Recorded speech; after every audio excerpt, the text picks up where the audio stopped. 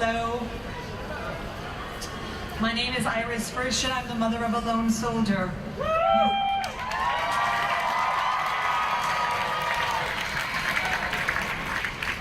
He's the bravest man I know.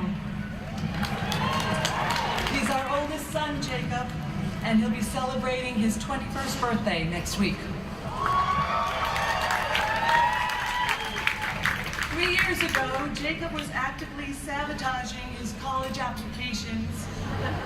admissions process. Not the normal kind of slacking off you'd expect from a high school senior. We found out from his guidance counselor that he was doing things that would have kept him from going to college. He told us that he didn't want to go right away and that he needed to join the Israeli army. This was news to my husband, but not to me. Jacob first told me when he was a sophomore in high school, and then again the summer after his junior year, but I didn't listen.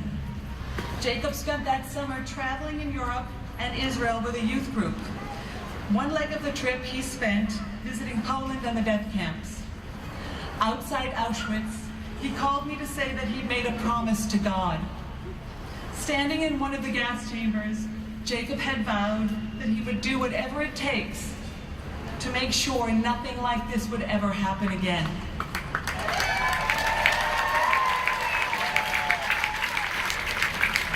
The fall came, and so did school. I didn't have time to think about that conversation, but it was always in the back of my mind. Until the day we got that call from the guidance counselor. My husband and I realized we had to take him seriously. Jacob agreed to apply to college, just in case the Army plan fell through. We were hoping that this excitement of campus weekends and friends getting into schools would make him change his mind. The day he got his acceptance letter, he came to us and said, "Okay, I got in. Now let's talk about the Army." I was in Israel this past June to watch Jacob and hundreds of other paratroopers receive their red berets and wings as they finished their training. I was so proud.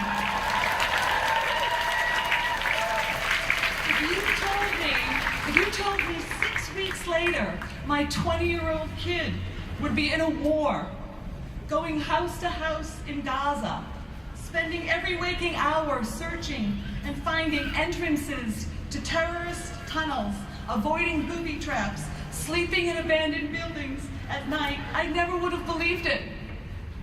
But for the past few weeks, that was his reality as a soldier and mine as a mother. Yesterday he returned back to his kibbutz, and I spoke with him this morning.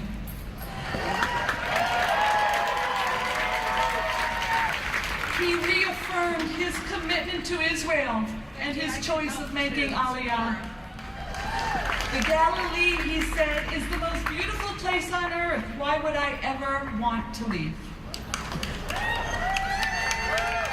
Jacob is very courageous, and he believed that by joining the IDF, he would become part of something much greater than himself, something that transcends just this moment in time. And he's right. He's idealistic in a way that only 20-year-olds can be.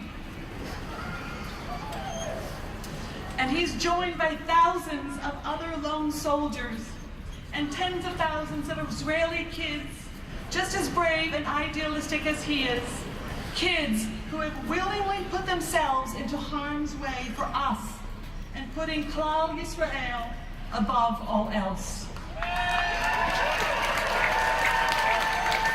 Not for $240 a month salary, not just to defend a small country far away from Boston, for us, the Jewish people.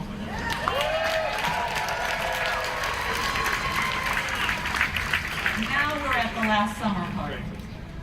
Last summer, my friend Lynn and I took our daughters to Sderot. It's not a place on every tourist's itinerary, but it should be. We saw the remains of hundreds of rockets that had been fired on that besieged town, a town that everyone, with the exception of the terrorists, clearly recognizes as being inside the undisputed borders of the State of Israel. We visited one family's home. The daughter, Roni, age 12, showed us her bedroom that also doubles as the family's safe room, with reinforced walls and steel shutters on the windows. Roni is afraid to take a shower, as she may not make it to her bedroom in time if the siren goes off. When not in school, most of her time is spent indoors on the kibbutz, or in her room on the computer. Her mother limits her play outside for fear that she won't be able to get to one of the shelters in 15 seconds. Roni showed me where a rocket landed just outside the daycare center. I thought, what a horrible way for this mother to have to raise her children. Such a horrible way to have to live. And how brave the people of Sderot are for staying put, despite this clear danger. Imagine then the new horror of thinking of terrorists wearing Israeli army uniforms, popping out of tunnel exits just outside the fence of your kibbutz or in the field just beyond your family's farm. Terrorists sneaking into Israel intent on two things: kidnapping soldiers and killing innocent families.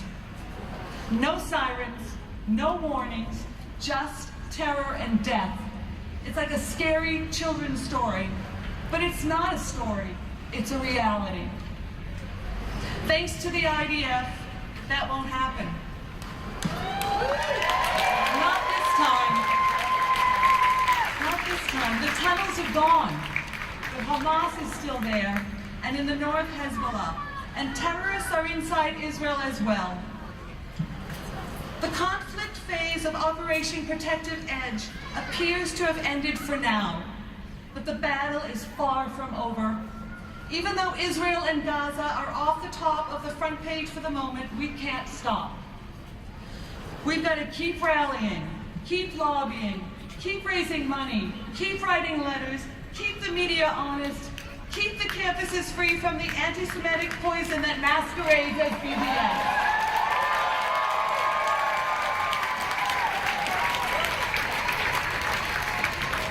Being a lone soldier, the mother of a lone soldier, is hard, but then I remember the mothers in Sderot. This gives me strength, courage, and purpose. At age 18, when Jacob was standing in that death camp and made that vow, he knew that the army, the Israeli army, is the Jewish army, and the future of the state of Israel is the future of the Jew. There is no distance, there is no separation.